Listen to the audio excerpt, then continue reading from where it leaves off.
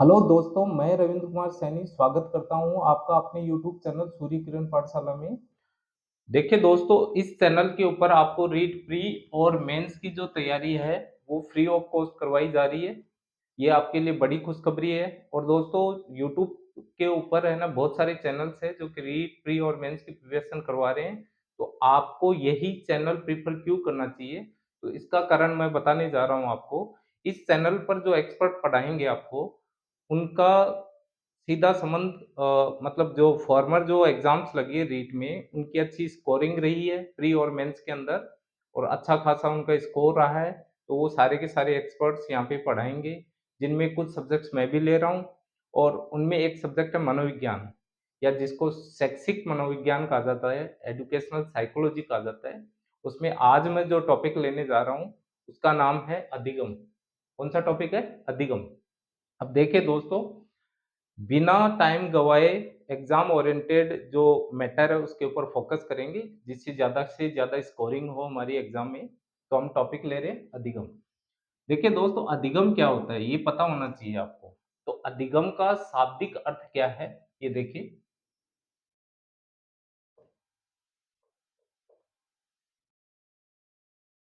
शाब्दिक अर्थ होता है इसका सीखना।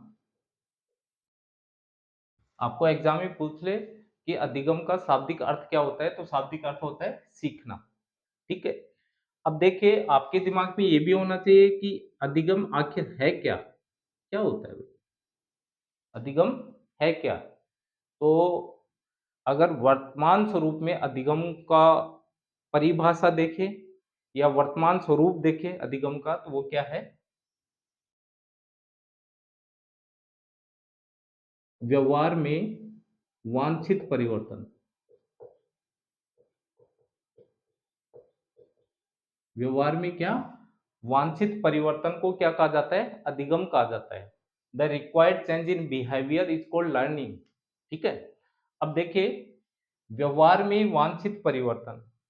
अब यहाँ व्यवहार शब्द आया है, तो व्यवहार का देखो, आपको थोड़ा, अगर इसका मनोविज्ञान का और शैक्षिक मनोविज्ञान का जो इतिहास है, हिस्ट्री है, या इसका विकास किस तरीके से हुआ है, तो इसके बारे में पता हो तो शुरुआत में मनोविज्ञान को आत्मा का विज्ञान माना जाता था 16वीं-17वीं शताब्दी में। ठीक है? और धीरे-धीरे आत्मा से मन का विज्ञान, फिर म मस्तिष्क का विज्ञान, इस तरीके से 20वीं शताब्दी में इसको मनोविज्ञान को व्यवहार का विज्ञान माना गया। कौन-सा विज्ञान माना गया? व्यवहार का। द साइंस ऑफ बिहेवियर माना गया साइकोलॉजी को। ठीक है? तो मनोविज्ञान क्या है वर्तमान में? व्यवहार का विज्ञान है। ऐसे ही देखा जाए कि व्यवहार में जो वांछित परिवर्तन है, देखो, व्यवहार में वांछित, यहाँ शब्द है वांछित। वांछित का मतलब होता है रिक्वायर्ड, कि जैसा आप चाहते हो वैसा परिवर्तन हो। वो परिवर्तन क्या कहलाता है? वांछित परिवर्तन। ठीक है? एप्रोप्रिएट या उचित परिवर्तन को बोल सकते हैं वांछित परिवर्तन। ठीक है? तो किसी व्यक्ति के व्यवहार में वांछित परिवर्तन हो जाता है, इसका मतलब क्या हो गया? अधिगम हो गया। इसका मतलब क्या हो गया? अधिगम हो गया। तो अधिगम क्या है? व्यवहार में वांछित परिवर्तन है। ठीक है? या फिर इसको बोल सकते हैं व्यवहार में स्थायी परिवर्तन। व्यवहार में स्थायी परिवर्तन। देखिए, व्यवहार में स्थायी परिवर्तन को भी अधिगम कहा जाता है। जैसे आपने कोई क्रिया सीख ली, ठीक है? जैसे आपने तैराकी सीख ली या ड्राइविंग सीख ली। एक बार आपको ड्राइविंग आ गई, ठीक है? आपके व्यवहार में पहले ड्राइविंग नहीं थी, और ड्राइविंग नहीं होने के कारण से आपने ड्राइविंग सीख ली। और सीखने के बाद में अगर आप छोड़ते हो कुछ समय के लिए और फिर वापस वैसा का वैसा ही व्यवहार करते हो, अर्थात ड्राइविंग करते हो, तो वो परिवर्तन कैसा है? स्थायी परिवर्तन है। तो वो भी क्या कहलाता है? अधिगम कहलाता है। व्यवहार में स्थायी परिवर्तन को अधिगम कहते हैं। ठीक है? तो ये है आपका कुछ बेसिक्स, यानी कि परिभाषाएँ वगैरह। हालाँकि परिभाषाएँ बहुत सारे मनोविज्ञानियों ने अलग-अलग परिभाषाएँ दी है, जो कि हम ट्रिक के माध्यम से आराम से उनको माइंड में रखेंगे, क्योंकि एज़ इट इज़ वो एग्ज़ाम में ऐसे की ऐसे पूछी जाती हैं, और आराम से आप कीवर्ड्स पकड़ के उनको याद रख सकते हो, वो आपको आगे जो क्लास चलेगी उसमें बताया जाएगा। अब देखिए दोस्तों, एक वैज्ञानिक थे स्मिथ नाम के। स्मिथ ने अधिगम के लिए कुछ आवश्यक घटक बताए। स्मिथ ने क्या बताया? अधिगम, यानी कि अधिगम कौन से प्रोसेस से गुजरता है या कौन से स्टेप से गुजरता है या कौन से चरणों से गुजरता है। अधिगम जो प्रोसेस है या अधिगम की जो प्रक्रिया है, वो कौन से चरणों से गुजरती है, ये स्मिथ ने बताया। क्या बताया? कि अधिगम के लिए क्या होना आवश्यक है? एक चालक होना आवश्यक है, एक उद्देश्य या लक्ष्य बोल दो उसको, चालक, लक्ष्य, व लक्ष्य के लिए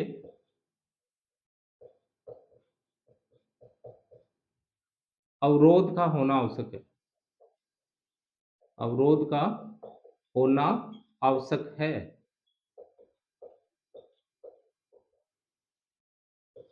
ठीक है। स्मिथ नाम के मनोविज्ञानी ने ये बोला कि अधिगम के लिए किन घटकों की आवश्यकता है या किन चरणों की आवश्यकता है।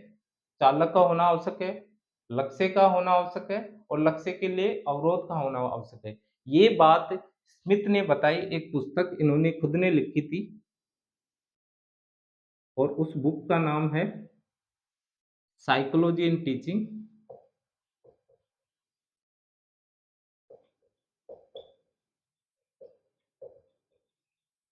ये वाली जो बुक है साइकोलॉजी एंड टीचिंग, ये बुक किन्होंने लिखी थी? स्मिथ ने। और इस बुक में क्या लिखा है उन्होंने? अधिगम के लिए चालक, लक्ष्य व लक्ष्य के लिए अवरोध का होना आवश्यक होता है। ठीक है। हालांकि आपको बुक का नाम भी याद रखना चाहिए। जो इंपॉर्टेंट बुक्स हैं वो तो कम से कम आपको दिमाग में रखना चाहिए। बाकी ये भी कोई इतना हार्ड नहीं है। साइकोलॉजी इन टीचिंग, यानी कि जैसा लिखा हुआ है वैसा का वैसा याद कर सकते हो। इतनी भारी भरकम अंग्रेजी है नहीं है। यानी कि अ, शिक्षण में मनोविज्ञान इस तरीके से हिंदी कर सकते हैं। यस, ठीक है। तो साइकोलॉजी इन टीचिंग नाम से एक बुक थी, इन्होंने स्मिथ ने बताया चालक, लक्ष्य व लक्ष्य के लिए अवरोध का होना आवश्यक होता है। किसके लिए? अधिगम के लिए। ठीक है। अब देखिए दोस्तों, यहाँ शब्द आया चालक। इस चीज को समझ लो, ये आगे भी आएगा। तो चालक को समझने के लिए आपको आवश्यकता और चालक में अंतर को समझना पड़ेगा। आवश्यकता को नीड कहा जाता है, चालक होता है ड्राइव। और ये जो टर्मिनोलॉजी है, ये जो शब्दावली है, आगे भी एक टॉपिक में आएगा जिसको मोटिवेशन कहा जाता है, अर्थात अभिप्रेरणा। तो अभिप्रेरणा वाले टॉपिक में डिटेल स्टडी करेंगे। फिर भी आपके यहाँ शब्द आया है तो थोड़ा आपको डिफरेंस पता होना चाहिए, ताकि आगे आपको कोई प्रकार की कठिनाई भी महसूस ना हो। अब देखिए दोस्तों, आवश्यकता क्या होता है? What is the mean by need? Need का मतलब क्या होता है? देखिए दोस्तों, हमारा जो शरीर है इसमें कोई भी घटक होता है, जैसे आप हार्मोन्स मान लो, विटामिन्स मान लो, ठीक है, या कोई खाद्य पदार्थ मान लो, उसका एक निश्चित अनुपात होना आवश्यक होता है। शरीर के स्वास्थ्य के लिए किसी भी घटक का शरीर में एक निश्चित अनुपात होना आवश्यक होता है। ठीक है। अगर उस अनुपात से वह घटक अगर ज्यादा है या कम है, इसका मतलब क्या है? निश्चित अनुपात से संतुलन बिगड़ जाता है। और संतुलन के बिगड़ने की जो स्थिति है, वही क्या कहलाती है? आवश्यकता कहलाती है। संतुलन का बिगड़ना। अब संतुलन का बिगड़ना कैसे? या तो निश्चित अनुपात से कम होना, या निश्चित अनुपात से क्या होना? अधिक होना। अब देखो, इस चीज को सभी लोग समझने की कोशिश करेंगे। जैसे किसी हार्मोन की कमी से भी रोग होता है और अधिकता से भी रोग हो जाता है। ठीक है। ऐसे ही किसी विटामिन की कमी से रोग होता है, जैसे विटामिन ए की कमी से रंतोंधी रोग होता है। तो किसी विटामिन की अधिकता से, इस तरीके से जो भी है, एक निश्चित अनुपात से कम या ज्यादा हो, इसका मतलब वो संतुलन बिगड़ जाता है। और उसके संतुलन बिगड़ने की जो स्थिति है, वही क्या कहलाती है? आवश्यकता कहलाती है। अब देखो कैसे।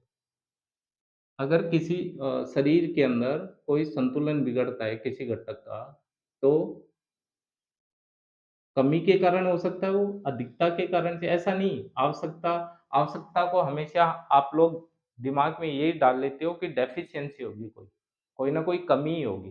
कमी नहीं होती, आवश्यकता निश्चित अनुपात से, अगर किसी को ज़्यादा प्यार करोगे तो भी नुकसान है और किसी को कम प्यार किया तो भी नुकसान है। वो वाली अब तो समझ गए होंगे कि एक उचित व्यवहार के लिए एक निश्चित निश्चित अनुपात का प्रेम करना ही ठीक है। अधिक प्रेम भी नुकसानदायक होता है और कम प्रेम भी नुकसानदायक होता है। ठीक है? इस तरीके से समझना है। तो ये कमी से इसका सीधा संबंध नहीं है। संतुलन का बिगड़ना कम या ज़्यादा होना। अब देखिए किसी जैसे एक एग्ज़ाम्पल लेते हैं, आपके शरीर में ऊर्जा की कमी होगी, कमी मान लो। किसकी? ऊर्जा की, ठीक है? ये जो ऊर्जा की कमी है, ये क्या? ऊर्जा की आवश्यकता बन जाएगी। क्या बन जाएगी आपकी? ऊर्जा की आवश्यकता बन जाएगी। मतलब आवश्यकता क्या है आपकी? ऊर्जा है। कमी है ना? अगर अधिकता होती तो कोई दूसरी आवश्यकता बन जाती। तो ऊर्जा एक तरह से क्या है आपकी? आवश्यकता है। आवश्यकता के कारण से तनाव उत्पन्न होता है। शरीर के अंदर क्या उत्पन्न होता है? तनाव। कोई भी कमी हो या अधिकता हो, शरीर में क्या हो? एक तरह से एक तनाव उत्पन्न हो जाता है मानसिक रूप से। तो वो तनाव उत्पन्न होगा, वह तनाव जन्म देता है किसको? चालक को। किसको जन्म देता है? चालक को। अब चालक क्या होता है? ध्यान देना, चालक होता है हमारे मानव शरीर की एक आंतरिक क्रिया होती है। मानव शरीर की क्या होती है? आंतरिक क्रिया होती है जो तनाव के कारण उत्पन्न होती है। ठीक है? एक आंतरिक क्रिया होती है जो कि हमें एक विशिष्ट कार्य करने के लिए प्रेरित करती है। ठीक है? या बोल सकते हैं कि it is a inside process of the human body, मतलब शरीर का एक इनसाइड प्रोसेस होता है, जो कि हमें कोई पर्टिकुलर वर्क करने के लिए इंसिस्ट करती है, मतलब दबाव डालती है। ठीक है? वा समझ रहे हो इस बात को मैं क्या बोल रहा हूँ कि चालक क्या होता है? मानव शरीर की आंतरिक क्रिया होती है जो कि हमें कोई विशिष्ट कार्य करने के लिए प्रेरित करती है या मतलब दबाव डालती है। वो क्या कहलाता है? चालक कहलाता है। जैसे ये ऊर्जा है, तो यहाँ पे क्या चालक के रूप में क्या हो जाएगा? भूख, भूख लगेगी। तो ये भूख है, प्यास है, काम वासना है, इस प्रकार से ये सारे के सारे क्या हैं? चालक है, ड्राइव है। ठीक है? ये सारे के सारे क्या हैं? ड्राइव है। लेकिन ये क्या है? आंतरिक क्रियाएँ हैं, जो कि हमें विशिष्ट कार्य करने के लिए प्रेरित करती हैं। अब ये भूख हमें क्या प्रेरणा देगी? भूख हमें भोजन के तलाश करने की प्रेरणा देगी, इस तरीके से। तो आपको पता चल गया होगा कि आवश्यकता और चालक में क्या अंतर है। तो चालक स्मिथ ने बताया कि अधिगम के लिए भी चालक का होना आवश्यक है। तो पहला चालक होना ज़रूरी है, एक लक्ष्य चालक होते हैं, लक्ष्य का निर्धारण होता है और लक्ष्य के बाद में जैसे आपको लक्ष्य जो भी है, जैसे पहाड़ी याद करना है, तो वो भी आपका टारगेट हो गया। लेकिन उसके लिए पहले चालक का होना आवश्यक है। आपको आपके इनसाइड मतलब कोई चालक है कि आपको क्या है, पहाड़ी याद करनी है, तो पहाड़ी पहाड़ी याद करना या आपका लक्ष्य हो गया और लक्ष्य के लिए अवरोध का होना भी आवश्यक होता है। अब लक्ष्य का अवरोध का मतलब कि आपको मान लो अ, जो है नंबर्स हैं मैथ्स के अंदर जो संख्याएँ हैं वो आसानी से याद होती हैं, तो वो कोई दिक्कत नहीं है। लेकिन अगर बाधाएँ आ रही हैं, अगर आपको याद करने में बाधाएँ आ रही हैं, तो क्या होगा आपका शरीर ज़्यादा सक्रिय रहेगा और ज़्यादा सक्रिय रहेगा तो ज़्यादा मेहनत करेगा, ज़्यादा मेहनत करेगा तो वो चीज़ें लंबे समय तक याद होती हैं। इस तरीके से स्मिथ ने ये बातें बोली हैं। अब आप इनको घटक बोल दो,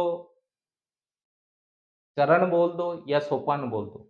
अब देखिए दोस्तों, साइकोलॉजी में जो मेन-मेन जो चीज़ें हैं, अब अधिगम की बात करें, इसमें अधिगम वाले टॉपिक में जो मुख्य जो चीज़ें हैं आपको याद करनी है वो कौन-कौन सी हैं? एक तो अधिगम के सोपान या समझना है।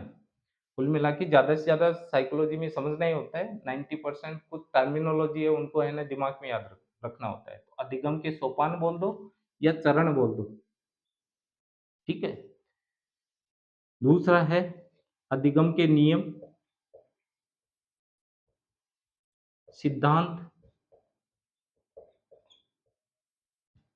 ठीक है? कारण, प्रभावित करने वाले कारक,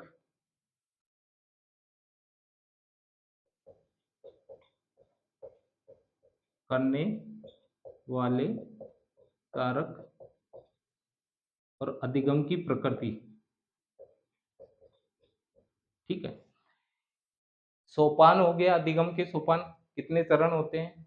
अधिगम के कौन-कौन से नियम होते हैं? अधिगम के कौन-कौन से सिद्धांत हैं? अधिगम को प्रभावित करने वाले जो कारक हैं वो कौन-कौन से हैं? अधिगम की प्रकृति क्या है? इन्हीं के ओवरऑल है ना क्वेश्चन बनते हैं। और जो भी क्वेश्चन आएँगे इसके अंदर 3-4 क्वेश्चन आता है, लगभग 3 या 4 क्वेश्चन बन जाते हैं, प्री और मेंस के अंदर। तो इसी के इर्द-गिर्द सारे के सारे प्रश्न घूमते हैं। तो हम चर्चा करेंगे अधिगम के सोपानों के बारे में।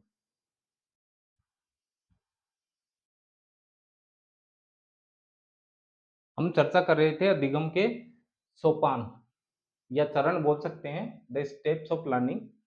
तो देखिए दोस्तों, अधिगम के जो सोपान हैं, जो मुख्य रूप से जिनको जस्टिफाई किया गया है और वो अधिगम के सोपानों के रूप में मतलब जिसको ज़्यादा मान्यता प्राप्त है वो थॉर्नडाइक के सोपान है। किसके? थॉर्नडाइक के। थॉर्नडाइक का। अधिगम में थॉर्नडाइक का बहुत ज़्यादा मतलब इम्पोर्टेंस है। ये जो मनोविज्ञानी हैं थॉर्नडाइक, इन्होंने अधिगम के नियम भी इन्होंने दिए हैं। अधिगम के जो सोपान हैं इन्हीं के पूछे जाते हैं एग्ज़ाम्स के अंदर और सिद्धांत तो थॉर्नडाइक ने भी दिए हैं, एसआर थियरी के नाम से। बाकी अदर्स ने भी दिए हैं, ठीक है? अलग-अलग थियरीज़ हैं, मतलब जो सिद्धांत है अधिगम के। तो आपको पढ़ना क्या है अधिगम के सोपानों में थॉर्नडाइक का जो है सोपान, इनके बारे में आपको समझना है, पढ़ना है, ठीक है? और अधिगम के जो सोपान है थॉर्नडाइक ने कितने दिए थे भई? 8 दिए थे। 8 कर दिए इन्होंने। कितने दिए थे? 8। शनि का नंबर है, शनि महाराज जी का नंबर है 8। तो ध्यान देना, इन्होंने 8 ही दिए थे। तो फर्स्ट जो है अधिगम का सोपान का मतलब क्या होता है कि अधिगम कौन-कौन से चरणों से गुज़रता है। तो पहला चरण कौन-सा होगा, फिर दूसरे चरण में अधिगम प्रवेश करता है, फिर तीसरे चरण में, फिर चौथे चरण में, फिर 5वें चरण में, इस तरीके से अधिगम प्रवेश करते हुए अंततः कौन से चरण में प्रवेश कर जाता है? 8वें चरण में। और यहाँ 8वें चरण को संपूर्ण होते ही क्या हो जाता है? अधिगम हो जाता है। तो ये होता है चरण, ठीक है? अब देखिए एन का मतलब हो गया नीड। नीड का मतलब क्या होता है? वही आवश्यकता या प्रेरक बोल दो या फिर अभिप्रेरणा बोल दो, ठीक है?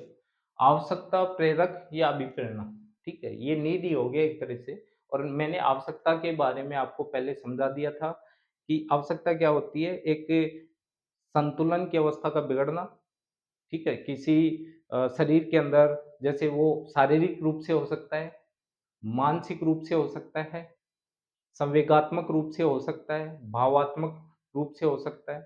संवेगात्मक या भावात्मक एक ही बात है। सामाजिक रूप से हो सकता है, नैतिक रूप से हो सकता है। तो अगर जैसा होना चाहिए उससे कम या ज़्यादा है, तो वो क्या हो गया? वहाँ पे आवश्यकता को जन्म देता है। किसको जन्म देता है? आवश्यकता को। ठीक है? कोई भी देख लो, ये तो हमारी शारीरिक आवश्यकताएँ हैं, जैसे भूख, प्यास, काम वासना वगैरह ये चीज़ें। बाकी हमारी जो संवेगात्मक आवश्यकताएँ भी होती हैं, प्यार, मोहब्बत वगैरह जो सारा सब कुछ है, इमोशंस जिसे कहा जाता है।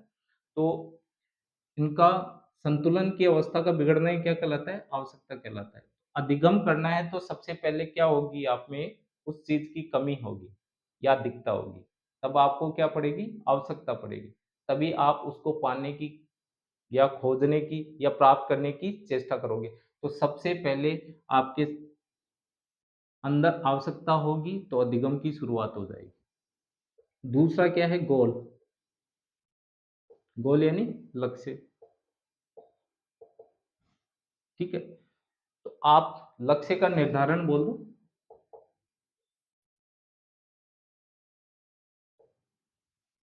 जैसे ही आपके शरीर में आवश्यकता हुई तो आप क्या लक्ष्य का निर्धारण करोगे। जैसे ऊर्जा की कमी हुई, ऊर्जा की कमी होती है क्या? आप लक्ष्य का निर्धारण क्या करोगे? भोजन की प्राप्ति, भोजन की प्राप्ति, ठीक, तो ये हो गया आपका लक्ष्य का निर्धारण। दूसरे चरण में पहुँच गया अधिगम, तीसरा चरण क्या है? रेडीनेस या बैरियर बोल दो इसको।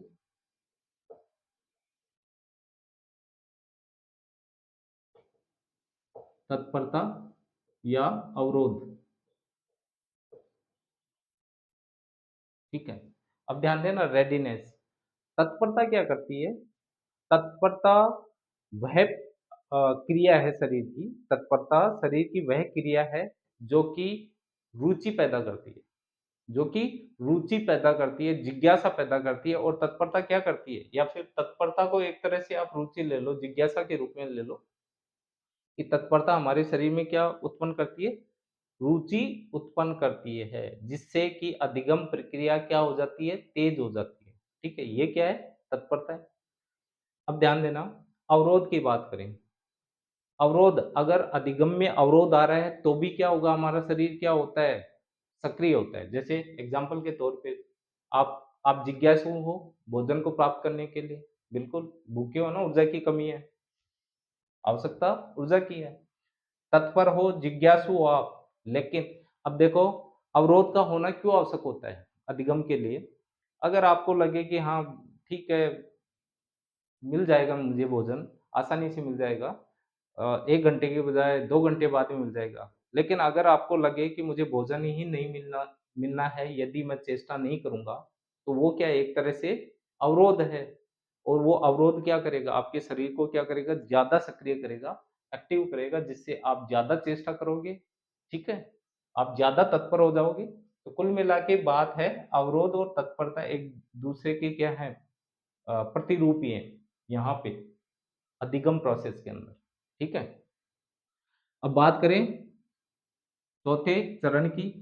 एल का मतलब क्या होता है? लर्निंग सिचुएशन, लर्निंग सिचुएशन, अधिगम परिस्थिति,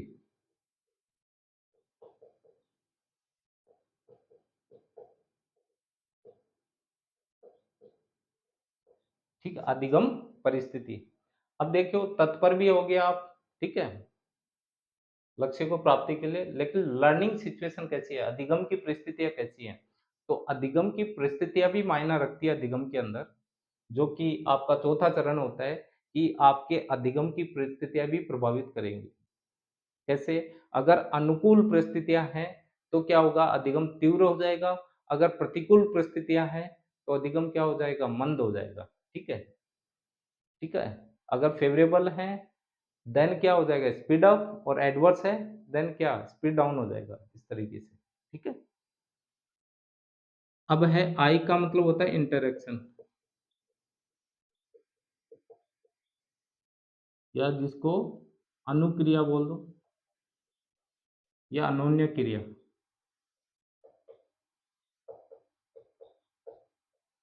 ठीक है? अनुक्रिया या अनोन्य क्रिया, interaction, interaction with the learning situation, या interaction with the environment, learning environment बोल दो। कि इंटरेक्शन क्या है? अनुक्रिया, अनुक्रिया क्या है? कि जो परिस्थितियां हैं बाहर, जो भी भिन्न भिन्न परिस्थितियां हैं बाहर, उनके साथ आपकी अनुक्रिया कैसी है? इंटरेक्शन कैसा है? अगर वो सकारात्मक है, सकारात्मक है, जो कि हेल्पफुल है, सकारात्मक का मतलब क्या है? आपके अधिगम में हेल्पफुल है, तो क्या होगा? अधिगम तीव्र हो जाएगा। अगर वो नेगेटिव है, तो आपका अधिगम क्या हो जाता है? मंद हो जाता है। तो ये इंटरेक्शन, अनुक्रिया, ये भी प्रोसेस होता है, फिफ्थ स्टेप इसका, अधिगम का, ठीक है? यहाँ या तो तीव्र होगी या फिर मंद होगी। फिर आगे एडजस्टमेंट, एडजस्टमेंट का मतलब होता है समायोजन। ये महत्वपूर्ण है, आगे टॉपिक भी आएगा एडजस्टमेंट, ठीक है? समायोजन मानव के लिए बहुत ज़रूरी है, और एडजस्टमेंट ही करते चलते हैं। तो देखिए दोस्तों, एडजस्टमेंट क्या है? समायोजन, आप परिस्थितियों के साथ किस प्रकार से समायोजन कर सकते हैं? करते हो, संतुलन की अवस्था, कैसे सामंजस्य बैठाते हो, ठीक है? सामंजस्य मतलब जो एनवायरनमेंट है, बाहर की जो परिस्थितियाँ हैं, अधिगम की जो परिस्थितियाँ, उनके साथ अगर आपका एडजस्टमेंट सही है, समायोजन उचित है, तो अधिगम आपका तीव्र होगा, अगर नहीं है, तो अधिगम क्या हो जाएगा? मंद हो जाएगा। तो समायोजन का भी महत्वपूर्ण रोल होता है। 7th है आपका रिज़ल्ट। रिज़ल्ट मान लो या फिर इसको चेंज इन बिहेवियर मान लो।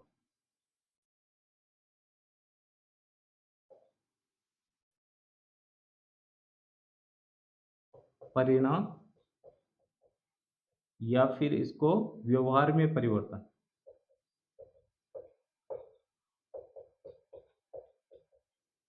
अब देखिए दोस्तों, रिजल्ट या change in behaviour 6th step है। अगर व्यवहार में परिवर्तन हो गया, इसका मतलब क्या हो रहा है? अधिगम हो गया, अधिगम हो गया, परिणाम आ गया कि हाँ ठीक है, व्यवहार में आपके परिवर्तन हुआ है, जैसा आप चाहते थे। वांछित परिवर्तन मान लो या व्यवहार में वांछित परिवर्तन मान लो इसमें। तो व्यवहार में वांछित परिवर्तन मैंने परिभाषा शुरुआत में बताई थी, वो क्या कहलाता है? अधिगम कहलाता है, ठीक है? जैसा आप चाहते थे, मतलब भोजन को प्राप्त करना चाहते थे, तो आपको वो भोजन की यहाँ पे प्राप्ति होगी। लेकिन आपने वो प्रक्रिया भी सीख ली, किस तरीके से भोजन को प्राप्त किया जाता है, ठीक है? अब वो प्रक्रिया, ध्यान देना, एस का मतलब हो गया स्टेबलाइजेशन।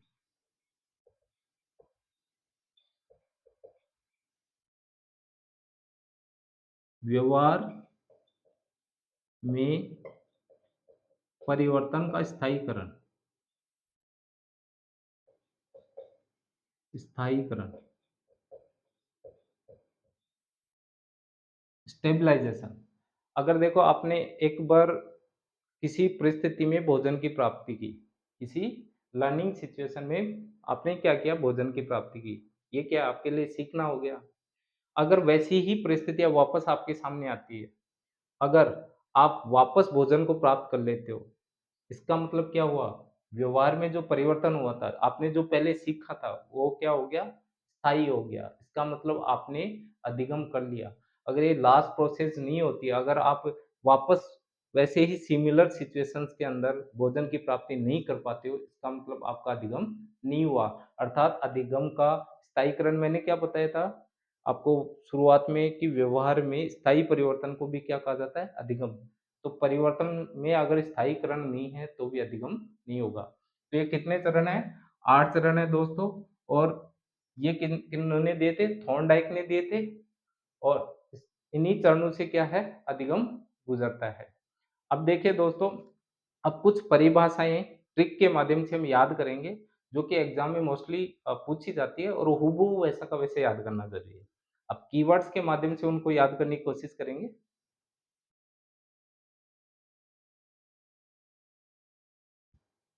दोस्तों, हम चर्चा कर रहे थे अधिगम की परिभाषाएँ। देखिए दोस्तों, अधिगम की जो परिभाषाएँ हैं, वो डायरेक्टली एज इट इज़ पूछी जाती है आपको एग्ज़ाम में। तो कुछ परिभाषाएँ हैं अधिगम की, बाकी ज़्यादातर जो अधिगम में प्रश्न बनते हैं, वो अधिगम के नियम है, सिद्धांत है, अधिगम को प्रभावित करने वाले कारक है, ठीक है? या प्रकृति है अधिगम की, इनके रिगार्डिंग या बेसिक कुछ क्वेश्चन्स बन जाते हैं।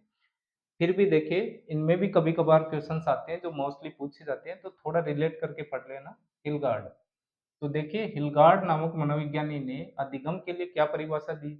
ऐसी प्रक्रिया जिसके द्वारा क्रिया आरंभ होती है। ऐसी प्रक्रिया जिसके द्वारा क्रिया आरंभ होती है, यह क्या कहलाती है? अधिगम कहलाती है। ये बात किसने बोली? आपके हिलगार्ड साहब ने। अब बताओ, गार्ड, ऐसे याद कर लेना, गार्ड। गार्ड क्या होता है भाई? गार्ड जो है कि जो कोई गार्डिंग का काम करे, मतलब रखवाली का काम करे। अब बताओ, रखवाली करने वाला कहीं पे रखवाली कर रहा है और वहाँ पे कोई नई क्रिया शुरू हो जाए, ठीक है? ऐसी प्रक्रिया जिसके द्वारा क्रिया आरंभ होती है। तो गार्ड का हिलना, गार्ड अपनी जगह से हिलेगा, इसका मतलब क्या है? गार्ड का हिलना हो गया। हिल गार्ड, गार्ड का हिलना, इसका मतलब वहाँ क्या है? क्रिया का आरंभ हो गया। क्रिया का क्या हो गया? आरंभ हो गया। गार्ड का हिलना मतलब क्रिया का आरंभ। इस तरीके से आप थोड़ा रिलेट करके इनको दिमाग में रखोगे तो ज़रूर आपके याद हो जाएँगे। हिल गार्ड मतलब गार्ड का हिलना, इसका मतलब क्रिया आरंभ होती है। ऐसी प्रक्रिया जिसके द्वारा क्रिया आरंभ होती है अधिगम कहलाती है हिल गार्ड के अनुसार। अब हिल गार्ड ने दूसरी भी दी है कि गार्ड क्या है? गार्ड क्या करता है भई? गार्ड की ड्यूटी नई-नई परिस्थितियों में लगा देते हैं और वो अपने आप को क्या करता है? अनुकूलित करता है। तो गार्ड जो गार्ड है या हिल गार्ड जिसे बोलते हैं, या तो ये क्या जब हिलता है हिल गार्ड, जब भी हिलता है, जब गार्ड हिलता है या हिल गार्ड, तो नई क्रिया या क्रिया का आरंभ होता है, या गार्ड को किसी नवीन परिस्थिति में भेज दिया जाए, तो वो क्या करता है अपने आप को अनुकूलित करता है। क्या करता है वहाँ पे? अनुकूलित करता है। इस तरीके से आप रिलेट करके इनको याद करना। 1-2 बार आप वीडियो को रिवर्स करके देखोगे, तो आपको याद हो जाएँगी, कोई डिफ़िकल्ट डेफ़िनेशंस नहीं है। देखिए हिल गार्ड, नवीन परिस्थिति में, अब अनुकूलन तो कौन-सी परिस्थिति में होगा? नवीन परिस्थिति में, और गार्ड ही करता है। गार्ड क्या करता है? नवीन परिस्थिति में अपने आप को अनुकूलित करता है, इस तरीके से याद कर लेना। तो नवीन परिस्थिति में अपने आप को अनुकूलित करना, हिल गार्ड के अनुसार 2 परिभाषाएँ होगी। अधिगम वह प्रक्रिया है जिसके द्वारा क्रिया आरंभ होती है। इसका मतलब गार्ड हिल गया, तो हिल गार्ड हो गया, क्रिया आरंभ होगी। गार्ड को नई नई परिस्थिति में डाल दिया, नवीन परिस्थिति में, तो वो क्या करेगा? अपने आप को अनुकूलित कर लेगा, ठीक है? तो एज़ इट इज़ आप याद कर लेना। तो ये तो याद हो गई होगी हिल गार्ड वाली। और हिल गार्ड ने, ध्यान देना, ये वाली जो डेफ़िनेशन है, ठीक है? ये दी थी एक बुक के अंदर, थियरीज़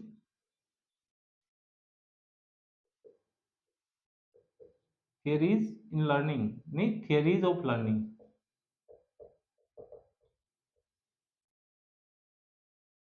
सीरीज ऑफ लर्निंग नाम की एक बुक थी, इसके अंदर इन्होंने दी थी हिल गार्ड ने, ये जो डेफिनेशंस है अधिगम के बारे में।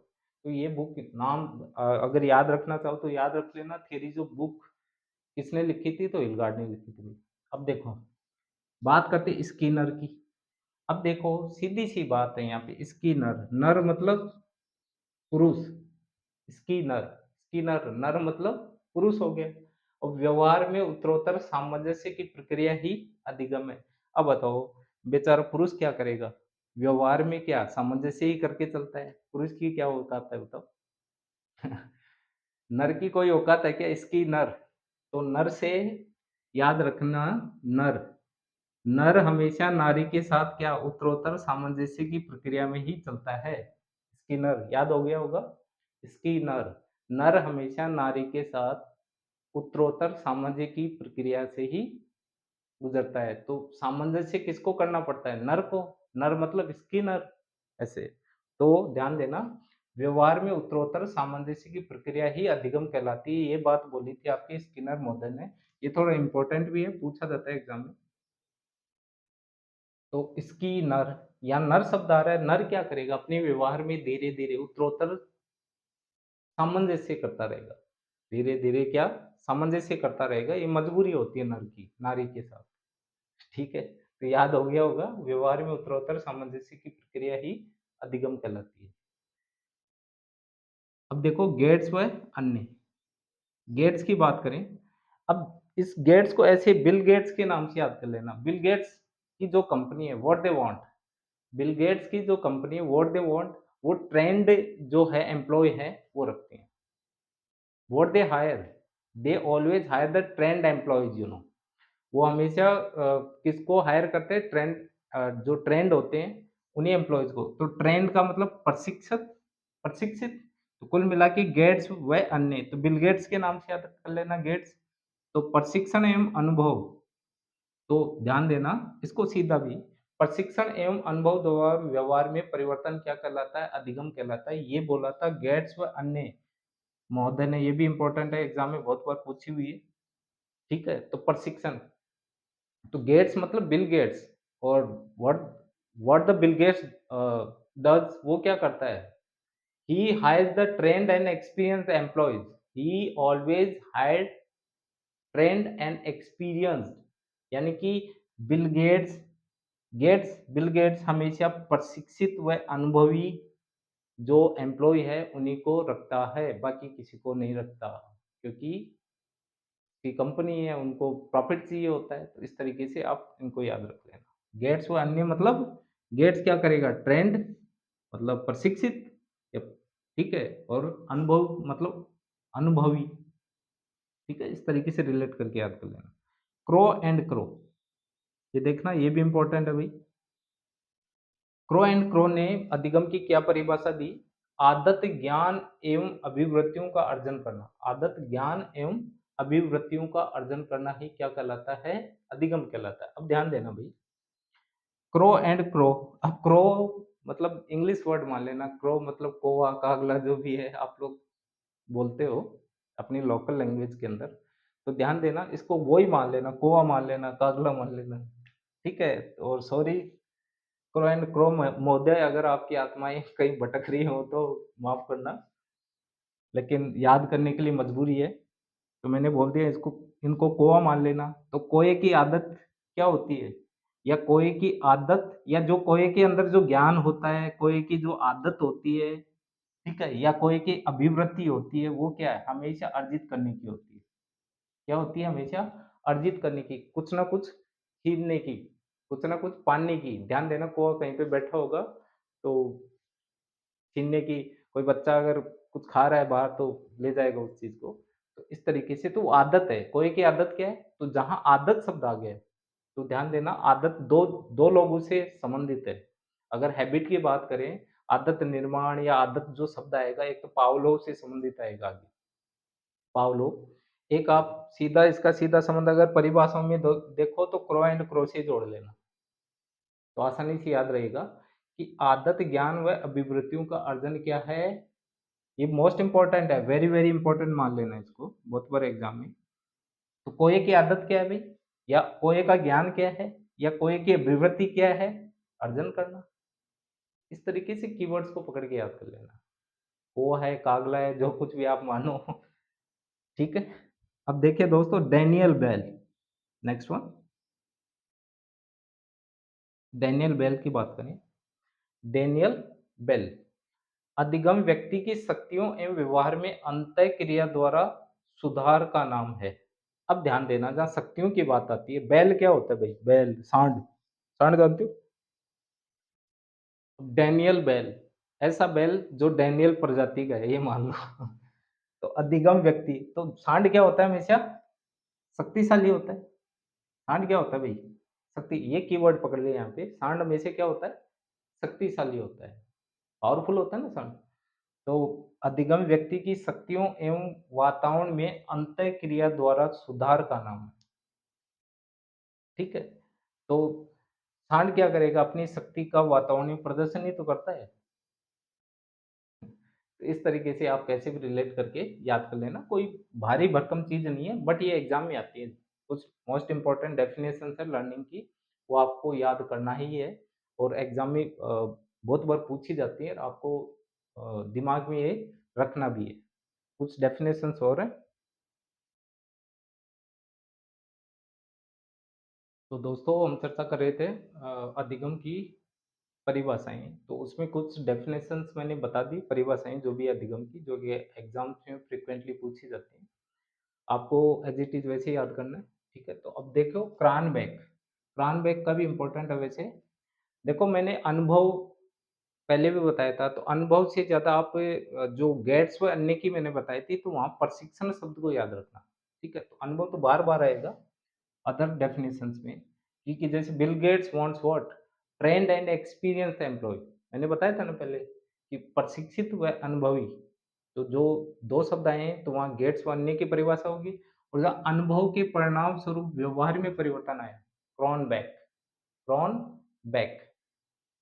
तो अनुभव के परिणाम स्वरूप व्यवहार में परिवर्तन, क्रॉनबैक ने कहा ये बात। तो इसको थोड़ा-सा सीधा याद रख लेना। इसका कोई अगर आपके दिमाग में कोई ट्रिक बने, कीवर्ड बने, तो देख लेना। बात करें वुडवर्थ की, तो देखो, यहाँ वर्थ का मतलब क्या होता है? वर्थ, वर्थ यानी पैसा, मतलब ग्रोथ। वर्थ का मतलब ग्रोथ से इसका सीधा, वृद्धि से इसका सीधा संबंध रखना। ग्रोथ या वृद्धि से, वुड वर्ध, वर्ध, वर्ध यानी पैसा, ग्रोथ, तो ग्रोथ मतलब वृद्धि, ठीक है? तो वुड वर्द, वर्द मतलब वृद्धि, इस तरीके से कोई ना कोई कीवर्ड पकड़ लेना, वुड वर्द। अनुभव में वृद्धि ही, अनुभव में वृद्धि ही अधिगम है। अनुभव में क्या है? वृद्धि ही अधिगम है। अब बताओ, यहाँ पे भी अनुभव आ गया, लेकिन यहाँ वृद्धि शब्द आ रहा है। ये वृद्धि, वुड वर्ध वृद्धि, वर्ध मतलब वृद्धि, तो अनुभव में वृद्धि, तो वृद्धि वृद्धि, इस तरीके से कोई ना कोई कीवर्ड लिंक करके आपको वो चीज मेमोराइज करनी है, माइंड में रखना है। ठीक है? तो देखो, अनुभव में वृद्धि, वुड वर्ध, वर्ध मतलब वेल्थ, वर्ध मतलब आपका वर्ध क्या है, लाइक क्या है, आपका भार क्या है। तो भार कब बढ़ेगा? इंसान धीरे धीरे भार बढ़ाता रहेगा पैसे में, जो भी है अपना प्रेस्टाइज वगैरह जो भी है। ठीक है? तो ये वृद्धि से ही सीधा संबंध है। वर्ध मतलब वृद्धि, और वृद्धि किस में? अनुभव में। इंसान अनुभव में वृद्धि होगी तभी उसकी वर्ध बढ़ेगी। किसी इंसान की वर्ध कब बढ़ती है? जब उसके अनुभव में वृद्धि होती जाती है, तभी तो लोग बोलते हैं कि ज़्यादा से ज़्यादा किताबें पढ़नी चाहिए, चाहे इंसान को मान लो गवर्नमेंट जॉब लेनी है कि नहीं लेनी है, क्योंकि जो बुक्स हैं वो नॉलेज के लिए है। जिसके पास नॉलेज है अच्छा खासा, वो दुनिया में अच्छा खासा पैसा कमा सकता है। बहुत सारी अपॉर्चुनिटीज होती है उसके पास में, तो ऐसा कुछ नहीं है। अनुभव में वृद्धि, वुडवर्ड, ठीक है, अधिगम है। थॉर्नडाइक, अब देखो दोस्तों, थॉर्नडाइक और पावलोव का क्या है कि आगे सिद्धांत भी पढ़ेंगे। थॉर्नडाइक का है, एक सिद्धांत है, S R theory, S R theory है, एस आर सिद्धांत। ठीक है? एस का मतलब होता है स्टिमुलस रेस्पॉन्स थ्योरी, मतलब उद्दीपन अनुक्रिया सिद्धांत जिसे बोलते हैं। उद्दीपन अनुक्रिया सिद्धांत, ये किसने? थॉर्नडाइक ने दिया था। अब देखो इसमें, उद्दीपन को उत्तेजना भी बोलते हैं, तो देखो इसमें उद्दीपन अनुक्रिया, तो देखो उपयुक्त अनुक्रिया का चयन, उपयुक्त अनुक्रिया का चयन व उत्तेजना से जोड़ने को अधिगम कहते हैं। ठीक है? तो इसको यहाँ यदि ये याद नहीं होती है, और अगर आप इसका आगे हम सिद्धांत पढ़ेंगे, जो थियरीज हैं आएंगी, उसमें आप डिटेल से इसको समझ लोगे, तो ये डेफिनेशंस भी आपके कीवर्ड्स वगैरह ये माइंड में रहेंगे, तो कोई दिक्कत वाली बात नहीं है यहाँ पे। बात करते हैं पावलोव की, तो पावलोव ने अधिगम की क्या परिभाषा दी थी? तो पावलोव का भी सिद्धांत है भाई, कंडीशन क्लासिकल थ्योरी, शास्त्रीय अनुबंध का सिद्धांत। तो ध्यान देना, मैंने पहले बताया था क्रो एंड क्रो का आदत से संबंध है, और पावलोव का। और पावलोव क्या, आदतों के बारे में पावलोव भी चर्चा करते हैं। देखो, अनुकूलित क्रिया के परिणाम स्वरूप आदत निर्माण, जहाँ हैबिट फॉर्मेशन की बात है, वहां आदत बताया था। कोए की जन्मजात आदत, कोए की क्या होती है? जन्मजात। क्रो एंड क्रो मैंने बताया था, क्रो एंड क्रो, तो कोए की जन्मजात आदत होती है अर्जन करने की, छीनने की। लेकिन ध्यान देना, ये पावलो महोदय हैं, ये बताते हैं हैबिट फॉर्मेशन, आपकी नई आदतों का निर्माण कैसे होता है। ठीक है? इन्होंने बहुत कुछ चीजें बताई हैं शास्त्रीय अनुबंध के सिद्धांत के अंदर। किसी व्यक्ति के अंदर घृणा कैसे पैदा की जा सकती है, किसी के अंदर, दिल के अंदर प्यार कैसे पैदा किया जा सकता है, तो ये सारे के सारे ये हैं। तो ध्यान देना, आदत निर्माण का जहाँ कीवर्ड है आदत निर्माण, मतलब पावलो। ठीक है? पावलो, आदत निर्माण पावलो, आदत शब्द है क्रो एंड क्रो का अगला। ठीक है? तो अनुकूलित क्रिया, कंडीशन रेस्पॉन्स बोलते हैं इसको, आगे हम डिस्कस करेंगे थियरीज में। कंडीशन एक्शन या रेस्पॉन्स बोलते हैं इसको, के परिणाम स्वरूप आदत निर्माण ही अधिगम कहलाता है। ये बात बोली थी आपके पावलो महोदय ने। अब देखो वापस हिलगार्ड आ गया। हिलगार्ड, तो हिलगार्ड अकेला नहीं है, अब किसी दूसरे को लेके आए, एटकिंस को। हिलगार्ड व एटकिंस आए हैं। पहले हिलगार्ड आया था, तो क्या हुआ? हिलगार्ड क्या, क्रिया का आरंभ हो गया। गार्ड हिलना मतलब कोई भी क्रिया का आरंभ हो गया। फिर क्या, गार्ड ने क्या नवीन परिस्थिति में क्या किया, अपने आप को अनुकूलित किया।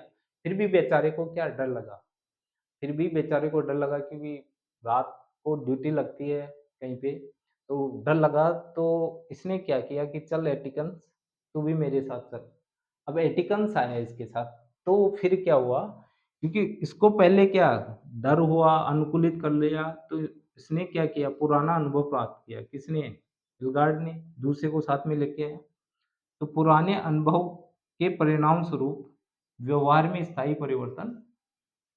परिवर्तन कर लिया बाद में जैसे भी ठीक है, एटकिंस आ गया तो डर खत्म हो गया। तो पुराने अनुभव के परिणाम स्वरूप व्यवहार में स्थायी परिवर्तन ही क्या कहलाता है? अधिगम कहलाता है। ये बात बोली हिलगार्ड व एटकिंस ने। तो ये जो परिभाषाएँ हैं, ज़्यादा